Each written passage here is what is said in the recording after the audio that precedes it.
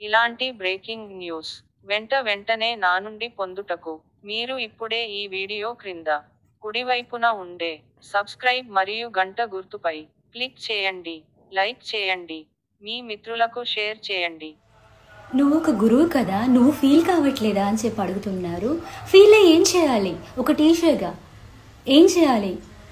మీరు నమ్ముతారో లేదో, నేను వర్క్ చేసే స్కూల్లో జస్ట్ ఒక చిన్న మాట అన్నందుకు వాళ్ళ పేరెంట్ వచ్చి ధూమ్ ధామ్ చేసి వెళ్ళారు తెలుసా.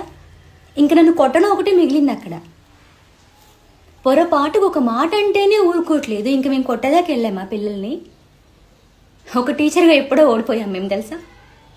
లేదు అసలు, బ్రతకలేక బడిపంతులు అయ్యారంటారు చూడండి, అలా ఉంది ఈరోజు సొసైటీలో ఒక టీచర్ యొక్క స్థితి. బ్రతకడం కోసం మాత్రమే ఉద్యోగం చేస్తున్నాం అంతే, మాకెక్కడ లేదు విలువ.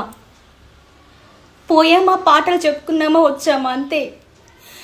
నువ్వు ఎందుకు టైం వేస్ట్ చేస్తున్నావు అని కూడా అడగలేం మేము పిల్లల్ని, చెప్పలేం కూడా అసలు. మేము ఒక మాట అనలేం.